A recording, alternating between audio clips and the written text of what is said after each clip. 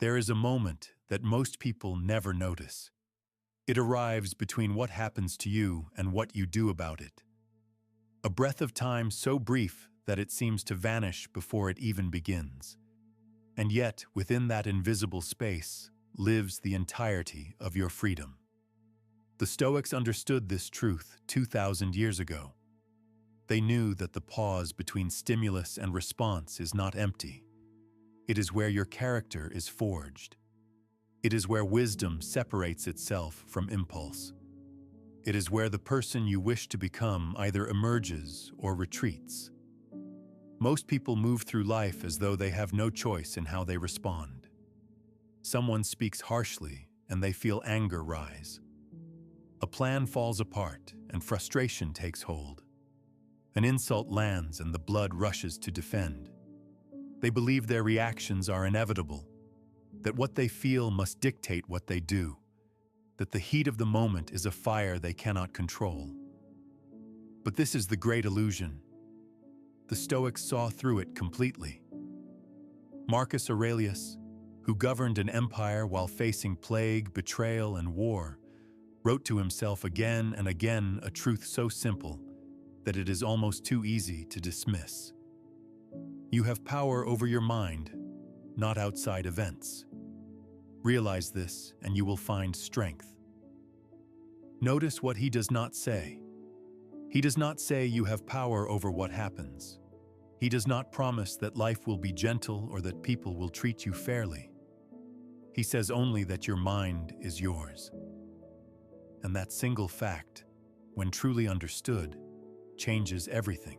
Tonight, we explore the art of not reacting. Not because reaction is always wrong, not because emotion should be silenced or suppressed, but because there is a kind of power that most people will never taste. A power that belongs only to those who learn to pause, to observe, to choose their response with intention rather than reflex. This is not passivity. This is not weakness dressed in philosophical language. This is the most deliberate thing you will ever do. And once you understand it, once you feel its depth in your own life, you will wonder how you ever lived without it. Consider for a moment how much of your suffering has come not from events themselves, but from how you responded to them. The conversation that escalated because neither person would pause. The relationship damaged by words spoken in heat that could never be taken back. The decision made in panic that created problems far worse than the original fear. The sleepless nights spent replaying an insult, feeding it with attention until it grew into something monstrous.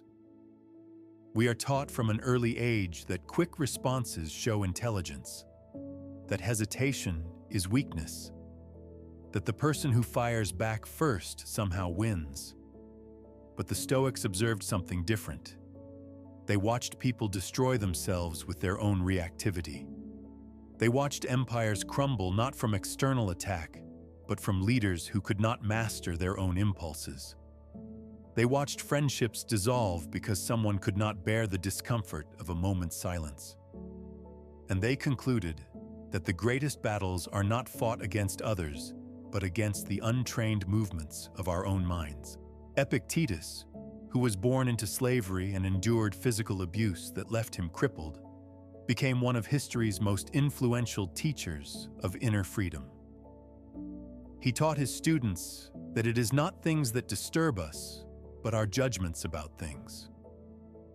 Imagine the depth of that insight coming from a man who had every reason to be bitter, every justification for rage, every excuse to let his circumstances dictate his inner state.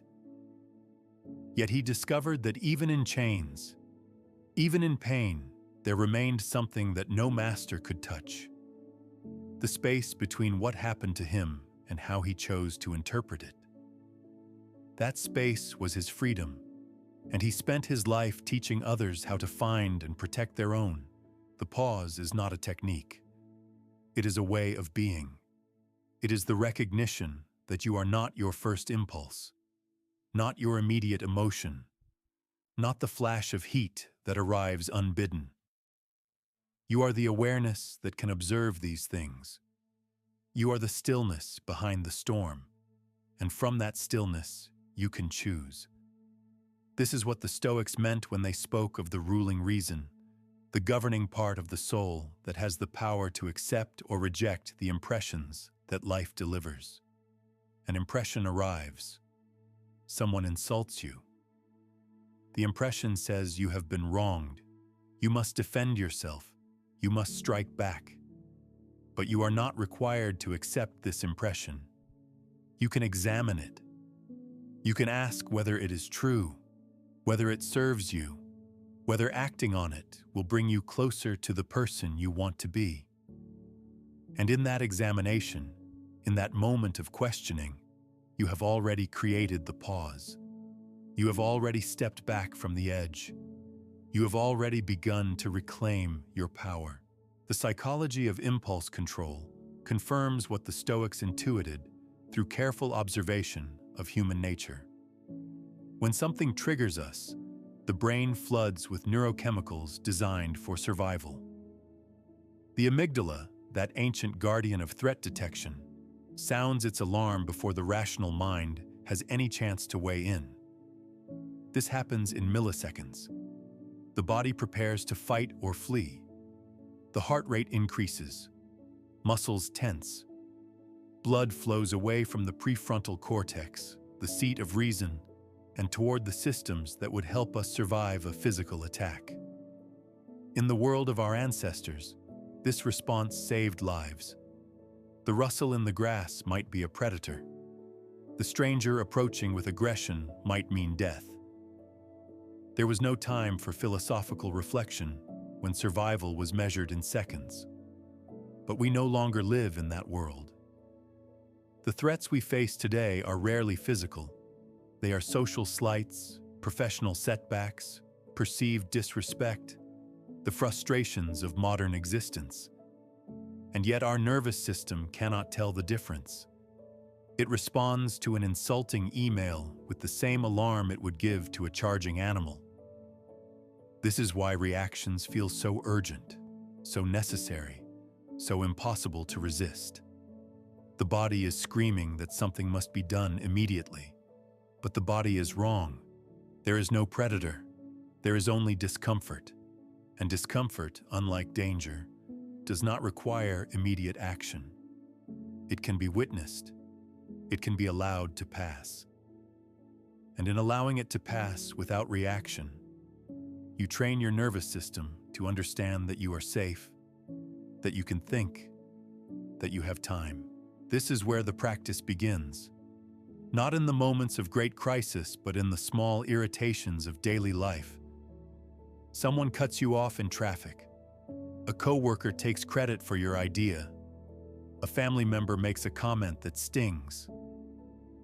These are the training grounds. These are the opportunities to practice the pause before you ever face a true test. Seneca advised his students to rehearse difficulties in advance, to imagine challenges before they arrived, so that when they came, the mind was already prepared. He would ask himself each morning what trials the day might bring and remind himself that none of them could harm his inner citadel unless he allowed it. This was not pessimism. It was preparation. And preparation, in the Stoic view, is the foundation of freedom. When you feel the first wave of emotion rise, do not suppress it. Suppression is not mastery. It is avoidance. And avoidance creates pressure that eventually explodes. Instead, acknowledge the emotion. Name it if you can. Say to yourself quietly, "This is anger," or "This is fear," or "This is the sting of wounded pride." In the act of naming, you create distance. You become the observer rather than the observed. You step back from the experience enough to see it clearly, and in seeing it clearly, you are no longer lost inside it. The Stoics called this process examining your impressions. An impression is not reality. It is your mind's first interpretation of reality, colored by your history, your fears, your expectations. The impression says this is terrible. This is unbearable. This person is your enemy. But the impression is not always right. Often it is exaggerated by the same survival mechanisms that served our ancestors. Often it mistakes discomfort for disaster. By pausing to examine, you give your rational mind time to catch up, to evaluate, to offer a wiser perspective. And from that wiser perspective, you can respond rather than react. There is a profound difference between response and reaction. Reaction is automatic. It happens to you. Response is chosen. It comes from you. Reaction is controlled by circumstances. Response is controlled by character. When you react, you give your power away. You allow the other person, the situation, the event, to dictate your state. When you respond, you retain your power. You decide who you will be, regardless of what is happening around you. This is not about winning arguments or appearing calm while seething inside. It is about actually being calm, actually being free, actually maintaining your center no matter what storm is raging at the edges of your life. The person who masters response over reaction cannot be manipulated. They cannot be baited. They cannot be pulled into conflicts they did not choose. Their peace is their own, not dependent on the cooperation of others or the kindness of fate. Marcus Aurelius faced provocations that most of us cannot imagine. Advisors who betrayed him, generals who plotted against him, a wife whose faithfulness was questioned by all of Rome, a son who would become one of history's most infamous emperors. And yet, in his private writings, we find not rage, but reflection. We find a man constantly reminding himself of his power to choose his response. He wrote, "Choose not to be harmed, and you will not feel harmed. Do not feel harmed, and you have not been harmed." This is not denial of pain. It is recognition that harm requires your participation. The insult lands only if you catch it. The provocation succeeds only if you take the bait. By refusing to participate in your own diminishment, you remain whole. By pausing before reacting, you give yourself the chance to make that refusal consciously rather than being swept away by impulse. Think about the people in your life who have most impressed you with their composure. The ones who remain steady when others panic. The ones who can receive criticism without crumbling or attacking. The ones whose presence seems to lower the temperature in any heated room. What is it about them that creates this effect? It is not that they feel less than others. It is that they have trained themselves to respond rather than react. They have discovered the pause and learned to live within it. Their strength is not in their words, but in their silence. Not in their actions, but in their stillness. They demonstrate what the Stoics knew, that the person who controls themselves is more powerful than the person who controls cities. The practical training of the pause can begin tonight. The first step is the simplest and the most challenging. When you feel triggered, breathe.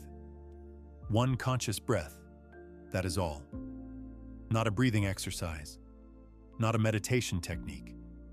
Just one breath taken with awareness. In that breath, you create a gap. You insert a moment between stimulus and response. You remind your nervous system that there is no emergency, that you have time, that you are the one in control. The breath is the bridge between the automatic and the chosen. It is the doorway to the pause. And the more you walk through that doorway, the wider it becomes. The second step is to ask a simple question. Does this require a response right now? So often we react because we believe we must, because the urgency feels real, because silence seems like surrender. But most situations do not require immediate response. The email can wait. The comment can go unanswered. The urge to defend can be allowed to pass. By asking whether immediate action is truly necessary, you give yourself permission to delay, to wait until the heat has cooled, to respond from clarity rather than chaos. Seneca wrote that the greatest remedy for anger is delay. Time does not increase wisdom on its own, but it does allow the storm to pass, and in the calm that follows, wisdom has room to speak. The third step is to consider the cost. Before you react, ask yourself what price you will pay. Words spoken in anger cannot be unspoken. Actions taken in haste often create consequences that far outlast the moment. Relationships damaged by reactivity may never fully heal. The few seconds of satisfaction that come from striking back are paid for in hours, days, sometimes years of regret. The Stoics were pragmatists. They understood that self-control was not merely virtuous, but practical.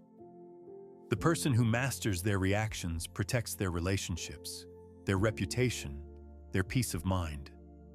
They avoid the exhausting cycles of conflict that drain those who cannot resist the pull of every provocation.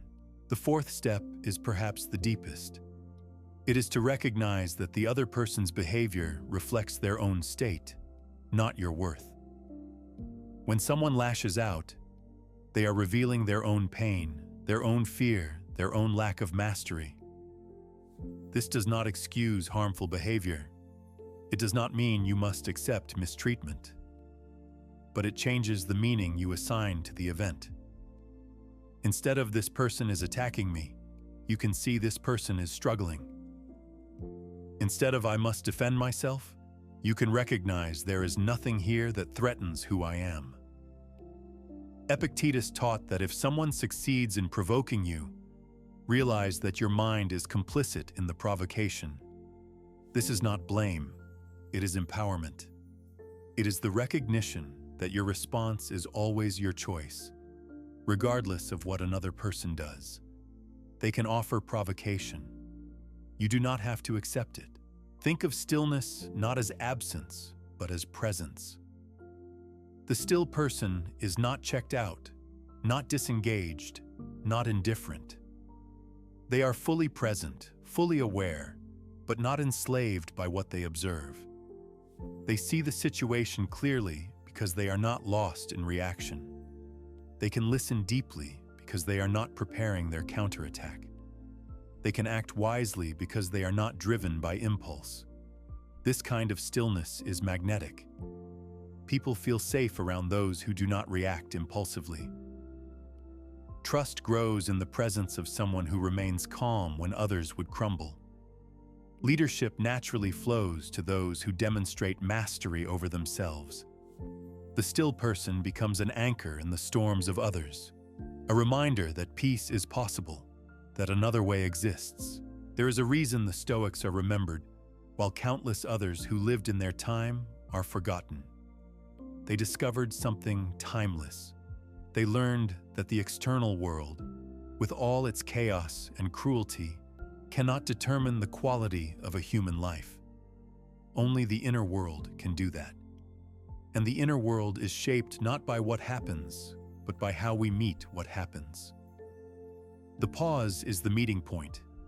It is the threshold where fate and freedom intersect. On one side is the event, the provocation, the trigger. On the other side is your response. And in between, in that sacred space, you decide what kind of person you will be. There will be times when action is necessary. The pause is not paralysis. Sometimes you will examine the situation, consider your options, and choose to speak firmly, to set a boundary, to take decisive action. But even then, the action will be different because it came from choice rather than compulsion. It will be measured rather than excessive. It will address the situation rather than merely expressing your distress. The person who acts from stillness is more effective, not less. Their words carry weight because they are not wasted on empty reactions. Their actions land with precision because they are not scattered by emotion. They respond to what is actually happening rather than to the story their triggered mind has invented.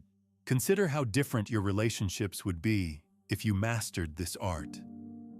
The conflicts that escalate from small misunderstandings to major ruptures often do so because neither person pauses. Each reaction triggers another reaction. The temperature rises. Words become weapons. And by the end, no one can remember what started it or how it grew so large. But when one person pauses, when one person refuses to add fuel to the fire, the dynamic shifts. The other person finds nothing to push against. The momentum of conflict cannot sustain itself without opposition. This is not about being passive or letting others win. It is about being strategic. It is about recognizing that many battles are not worth fighting, that many arguments serve no purpose, that the energy spent in reactive conflict could be used for something far more valuable. The Stoics lived in times of profound uncertainty. Plagues swept through cities. Political fortunes rose and fell without warning. Death was close and constant. And yet they found peace, not by escaping reality, but by mastering their relationship to it. They understood that the external world would never be fully within their control, that other people would continue to behave in ways both wonderful and terrible, that fortune would give and take without regard for fairness. But they also understood that none of this could touch the one thing that truly mattered: the inner citadel, the self, the choosing mind that could remain free even when everything else was in chains. This is the inheritance they offer you. Not a set of rules, but a way of being. Not an escape from difficulty, but a path through it. The art of not reacting is the art of becoming truly yourself, not the self that impulse creates, but the self that wisdom reveals. It is the recognition that you are not the storm, but the sky in which the storm appears. It is the practice of returning again and again to that deeper place within you, the place that watches, that chooses, that remains steady when everything around it is spinning. Every moment of stillness is a victory, not over others, but over the part of yourself that would have you live as a puppet. Every time you pause instead of reacting, you strengthen your capacity to choose.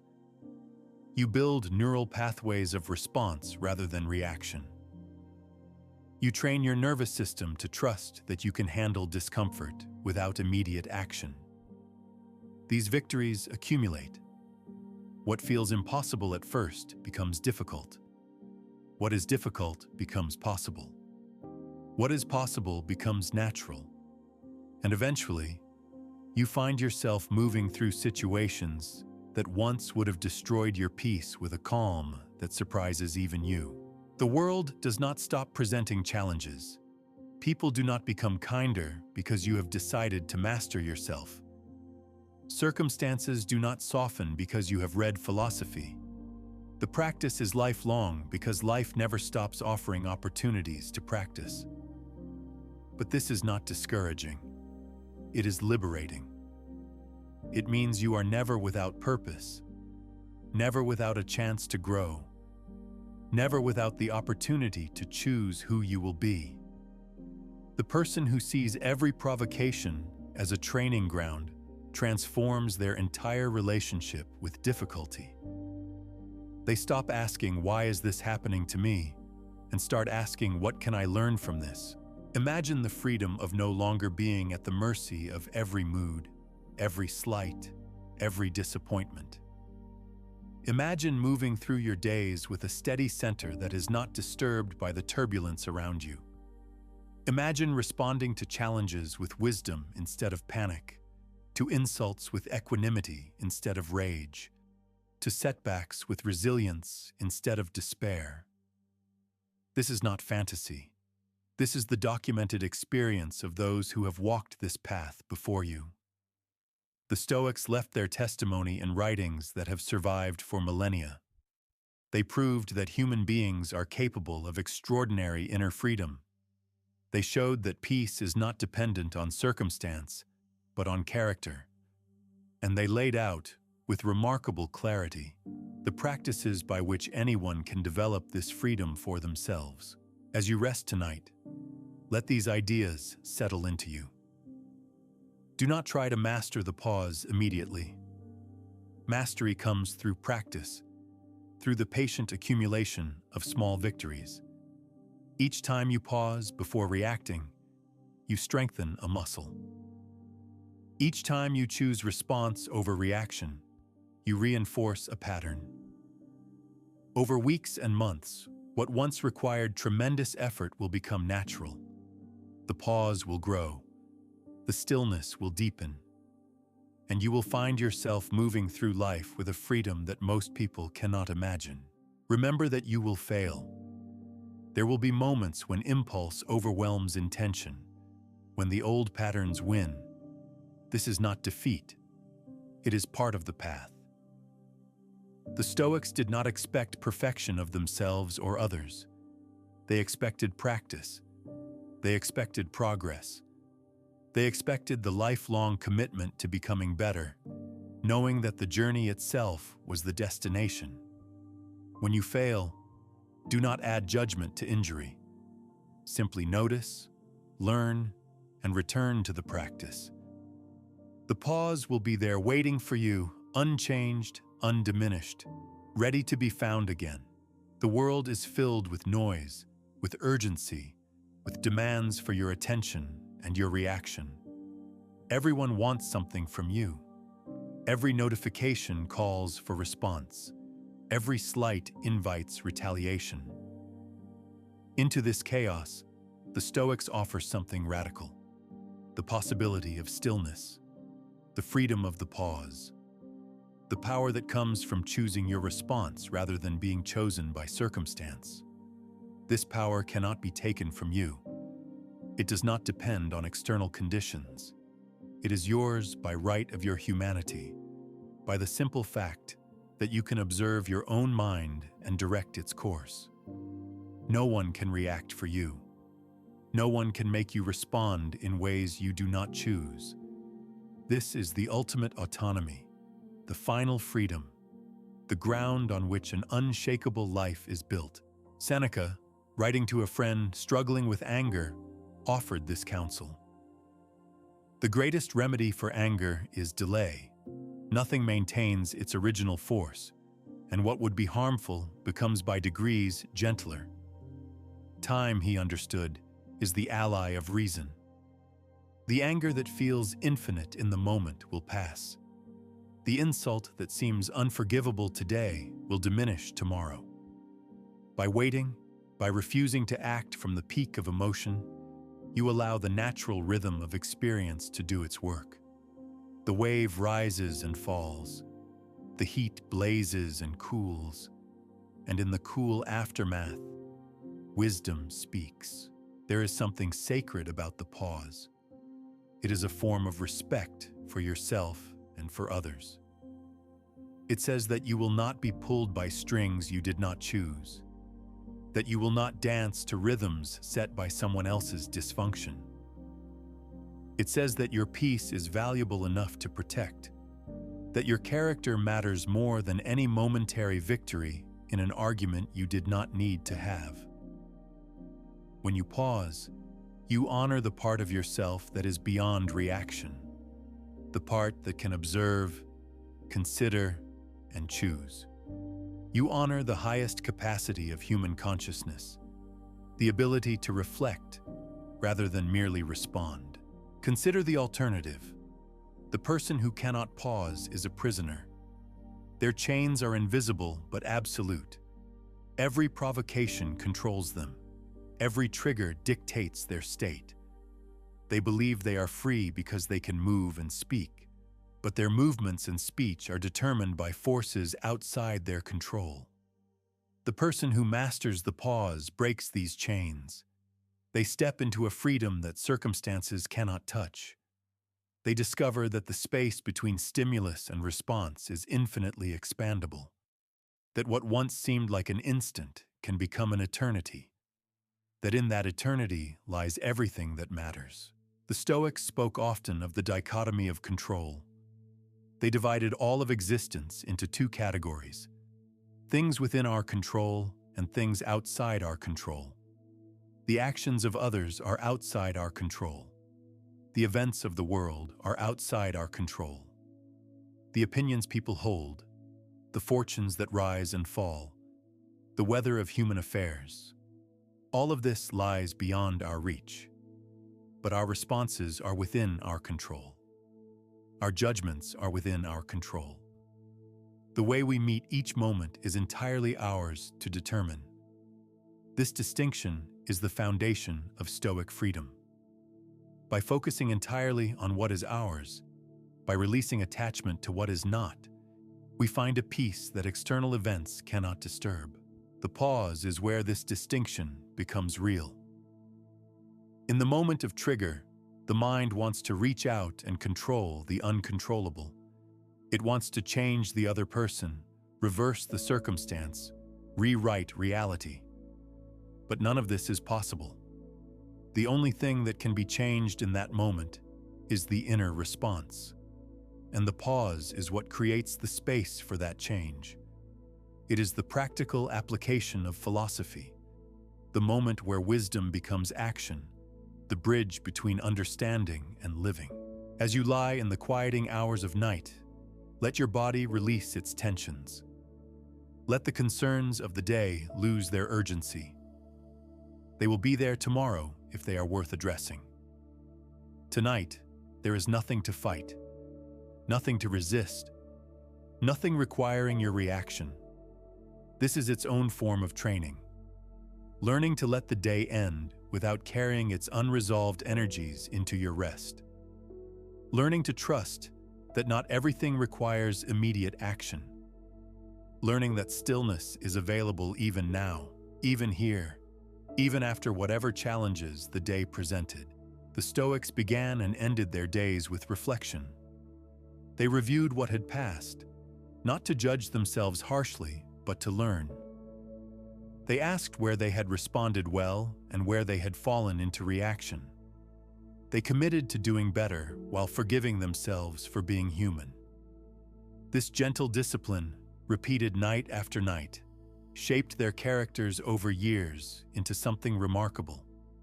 They became what they practiced, and you will become what you practice too. Each night's reflection, each morning's intention, each moment's pause accumulates into the architecture of who you are. Tomorrow, you will face new challenges. Some will be small irritations. Some may be significant. In all of them, the opportunity exists to practice. Every frustration is a training ground. Every conflict is a chance to discover your own depths. The person who sees life this way is never without purpose, never without progress, never without the satisfaction of growing into something greater than they were. The obstacles become the way. The provocations become the teachers. And the pause becomes the gateway to a life of uncommon strength and peace. Marcus Aurelius, in the quiet hours of his own nights, wrote reflections meant for no one but himself. He was writing to train his mind, to remind himself of truths that are easy to forget in the heat of living.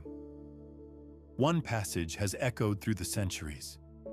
When you wake up in the morning, tell yourself the people you deal with today will be meddling, ungrateful, arrogant, dishonest, jealous, and surly.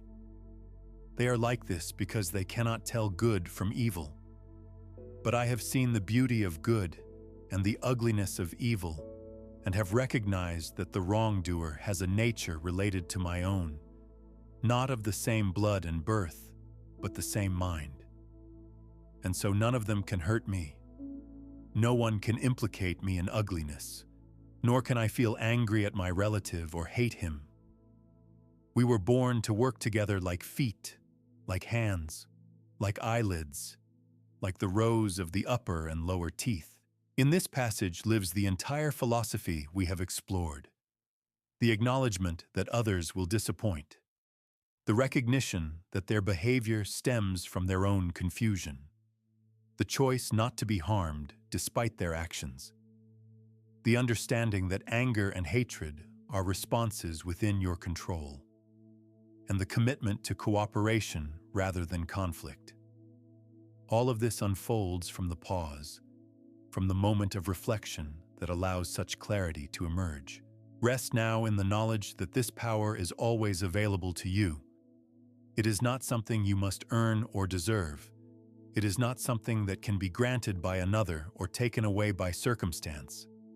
It is simply there, waiting in the space between what happens and what you choose to do about it. Tomorrow, or in a moment yet to come, something will arrive that tests you. When it does, remember this night. Remember that you have the power to pause, to breathe, to observe, to choose. Remember that stillness is not weakness, but the deepest strength. And remember that in the quiet center of your own being, there is a place that nothing can shake. The art of not reacting is the art of living deliberately. It is the refusal to let life happen to you and the commitment to let life happen through you, shaped by your values, guided by your reason, expressed through your chosen actions. This is not the easy path. It is the worthy one. And it is available to everyone who decides that their peace is worth protecting, that their character is worth building, that the space between stimulus and response is sacred ground. Stillness is not the absence of action. It is the presence of choice. It is not retreat from life, but full engagement with it. The still person moves through the world with purpose and power because their movements are not wasted on reactions that serve no one. They speak when speech serves truth. They act when action serves good. And they remain silent when silence is the wisest response. This discrimination, this ability to choose what deserves energy and what does not, is itself a form of strength that most people never develop. In the end, the Stoics were not teaching withdrawal from the world. They were teaching engagement with it on terms that preserve rather than destroy the self. They were showing how to participate in human life without being dragged under by its currents. They were offering a way to care deeply without being controlled by that caring, to love fully without being devastated by loss, to act decisively without being paralyzed by fear of failure. The pause is at the center of all of this. It is the practice that makes everything else possible. May this understanding deepen in you as you sleep. May it rise with you when you wake. And may the pause become your constant companion, your refuge in chaos, your power in the face of whatever tomorrow brings. The Stoics have shown the way. You need only walk it, one breath, one pause, one deliberate response at a time. In the stillness, you will find not emptiness, but fullness, not weakness, but strength, not escape, but freedom. And that freedom, once tasted, changes everything.